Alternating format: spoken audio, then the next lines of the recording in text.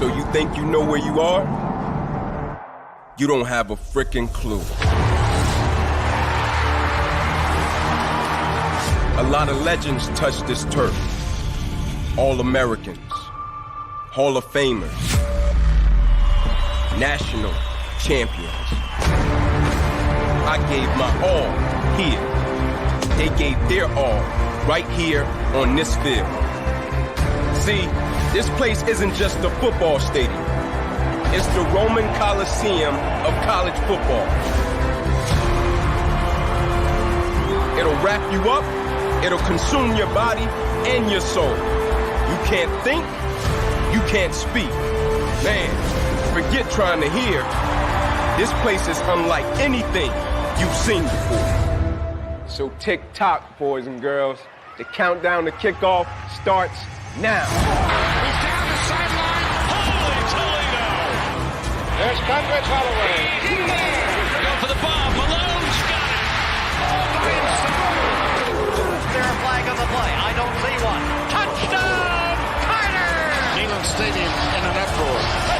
Has it blocked it. They blocked it. Tennessee blocks the punt. Once you're soaked. The Tennessee fans can care less. Still on his feet, breaks a tackle on the right sideline. Well, my goodness. Hello again, everybody. Welcome to Countdown to Kickoff, presented by UT Knoxville alumni and Tennessee Athletics. Happy Big Orange Friday, and thank you for joining us for our virtual pep rally. I'm Brian Rice, UT alum and Knoxville radio personality, and we have to start as we always do by telling you this event would not be possible without our great partners and sponsors, including Cellular Sales, Coca-Cola, Farm Bureau Insurance, First Horizon, Food City, Graduate Knoxville, Graphic Creations, Pilot Company, PYA, Threads, and UT Medical Center. Now let's get started from right here at the Tyson Alumni Center on the campus of the University of Tennessee. Today's highlights include an interview with the guy that I unfortunately know way better than I should. That's VFL quarterback Eric Ainge. He will join us here coming up in just a few minutes. We'll give you some highlights from the win over Ball State last Thursday night at Neyland Stadium, keys to the game for today, and more. But before we jump in, we're changing things up a little bit here on Countdown to Kickoff. We want to hear from you, our viewers, our alums all around the country. If you have questions about the team, this week's matchup against Pittsburgh, or questions for our VFL guest Eric Ainge, type those comments into the box on any of the streaming services you're joining us from right now, and we will answer those later on in the show. Well, last Thursday night, it was a huge night at Neyland Stadium for Tennessee, a great night all around for Vol Nation as Tennessee took on Ball State. Great quarterback play, relentless effort. Let's take a look back at the highlights of the 59-10 win over Ball State. Intercepted! Hyatt will stretch it over down, and they shove him into the end zone. He's picked off, second pick of the game. Touchdown, Tennessee. It is one of the greatest traditions in all of sport. The power T on the field, and the Volunteers coming through.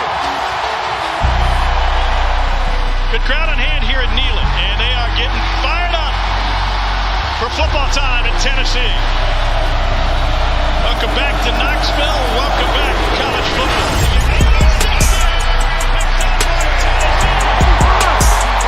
He delivers the outside of the flag on the play inside the 10 to James Hyatt. He'll stretch it over the goal line. Here's Jabari Small with his first try, and he rips off a first down run. Still stopped him short. The Tennessee defense with a big stop on fourth down. Here's Hooker, got a blocker, and he's got 6.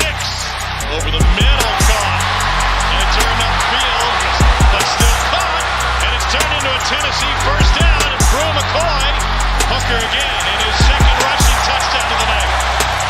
Quick hitter to the outside, and a big hit from Kamal Hatch. He's got a Tennessee first down, and they shove him into the end zone. Deep ball, and it is kicked off. Second pick of the game for Tennessee. Kamal Haddon with the takeaway. On the run, touchdown Tennessee.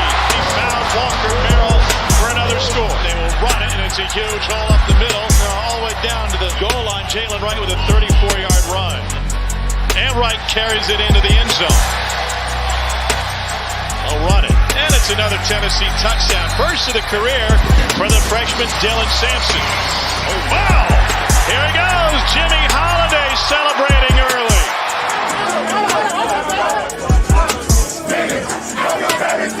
Great investment during training camp, all season, summer. It all showed up tonight in the way that we played.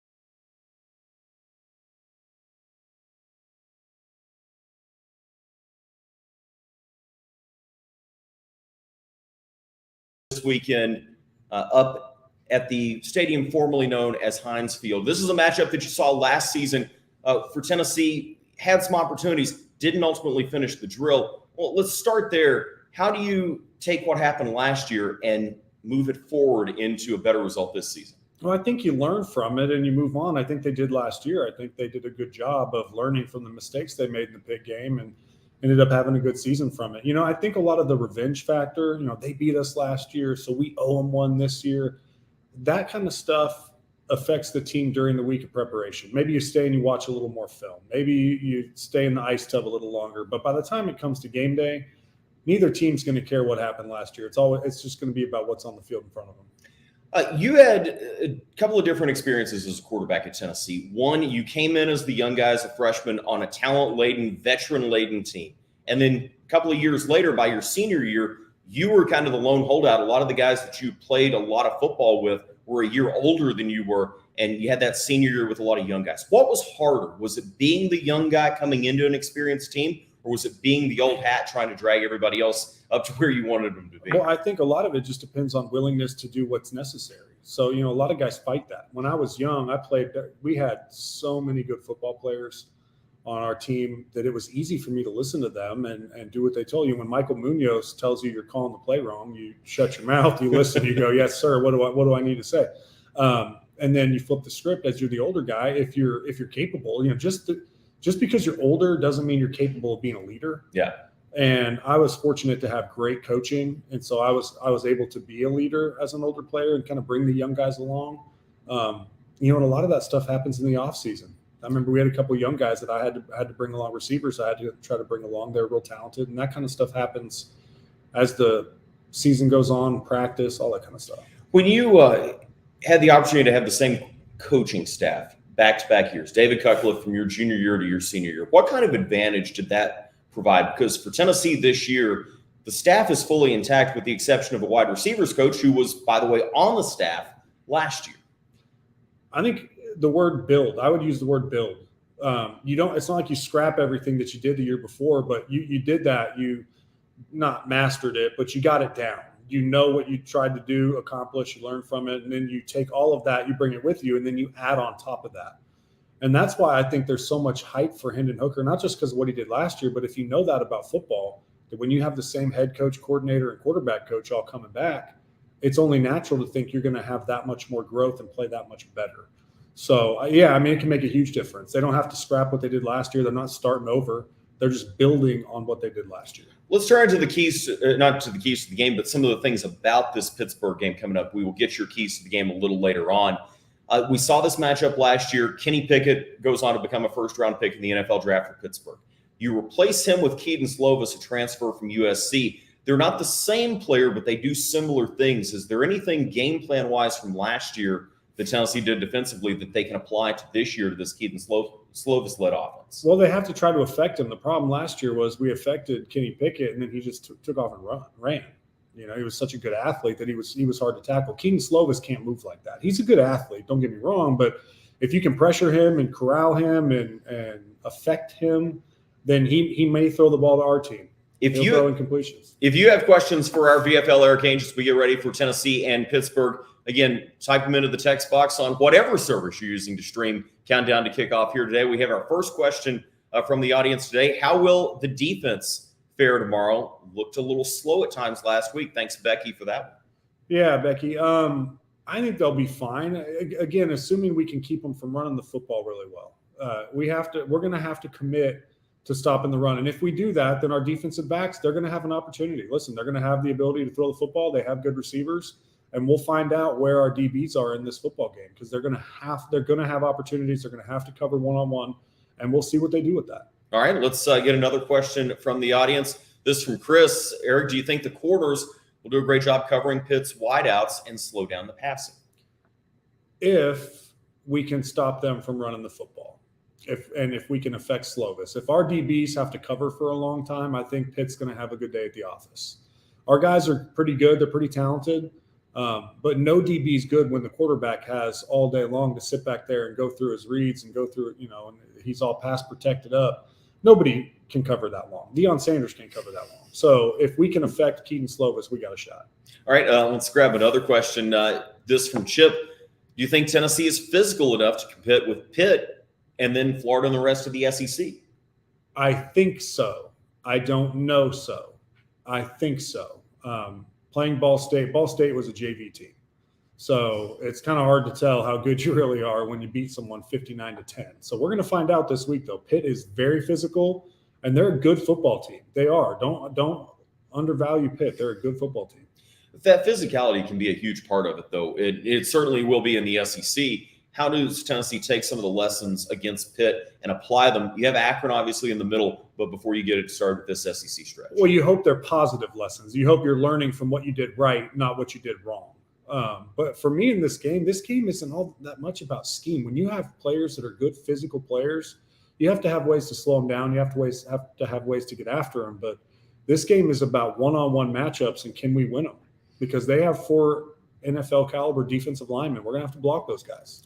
Let's take another question from our viewers. Glenn says, Eric, do you see the culture change in the locker room completed, or is it still a work in progress?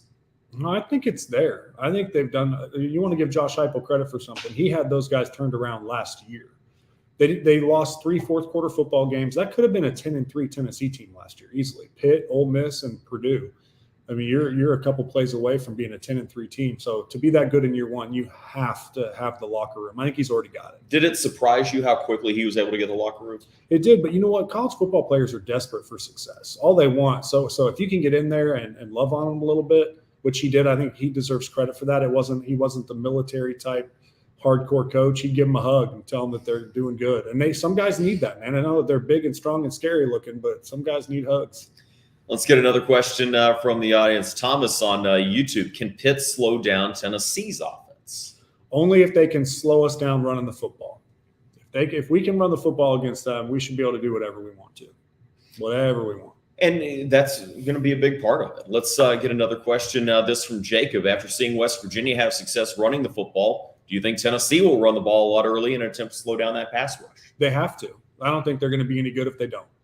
They have to be able to run the football. The line of scrimmage this weekend, tomorrow, is as big as it's been in a long time. All right. Next up is Fall Society. How important is a win this Saturday, even though it's not a conference game? Is this game crucial to win?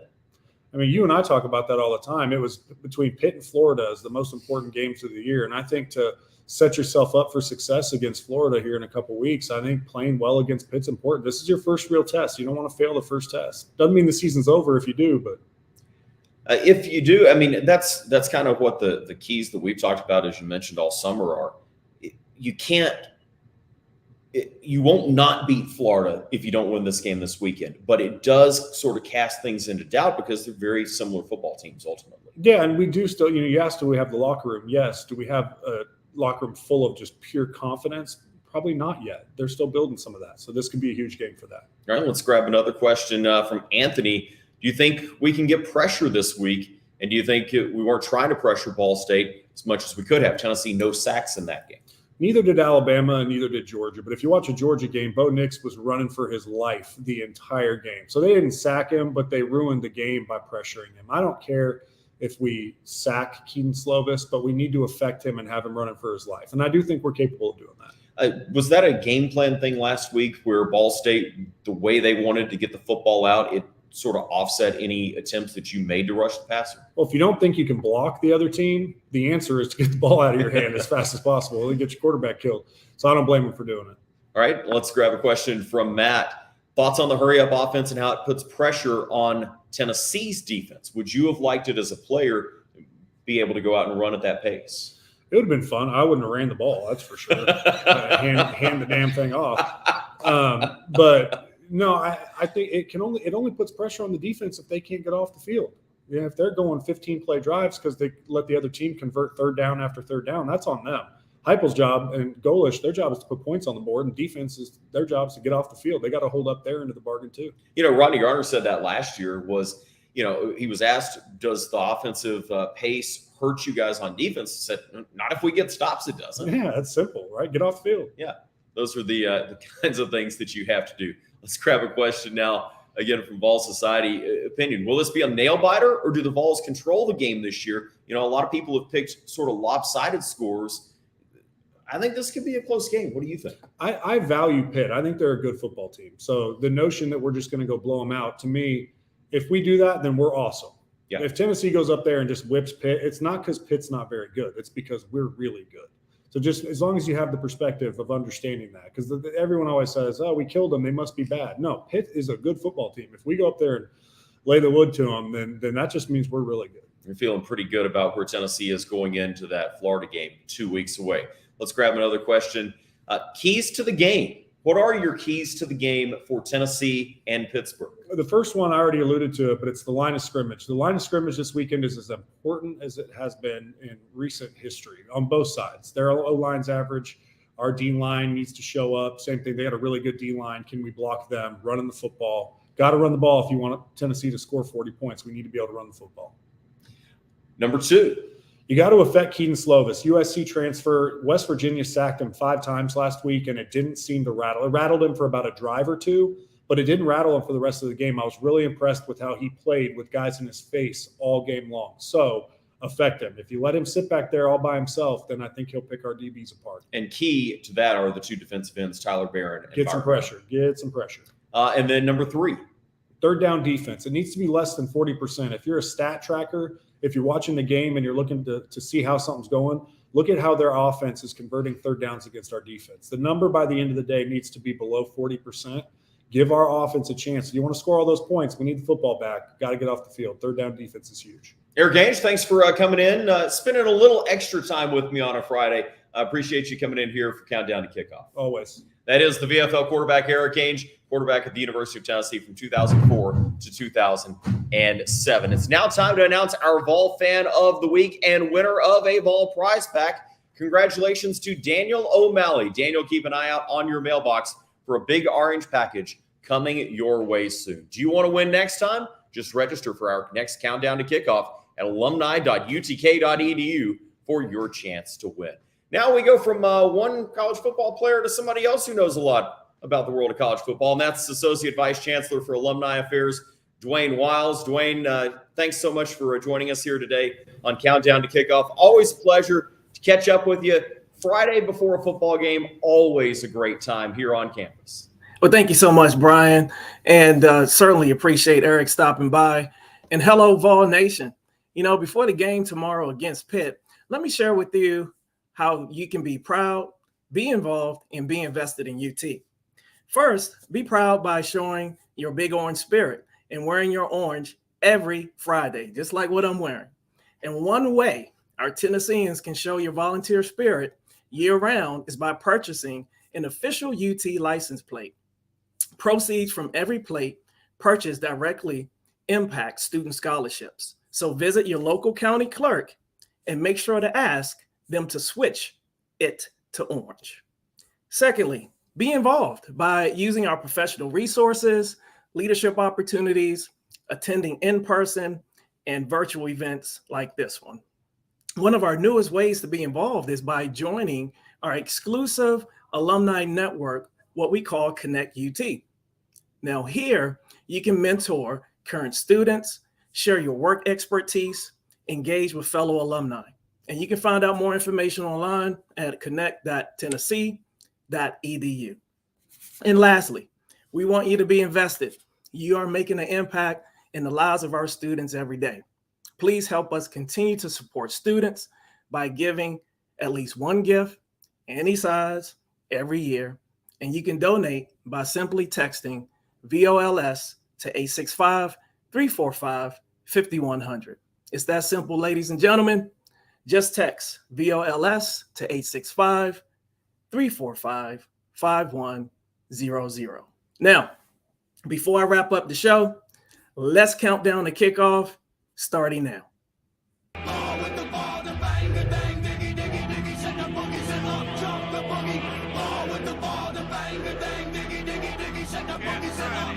My name is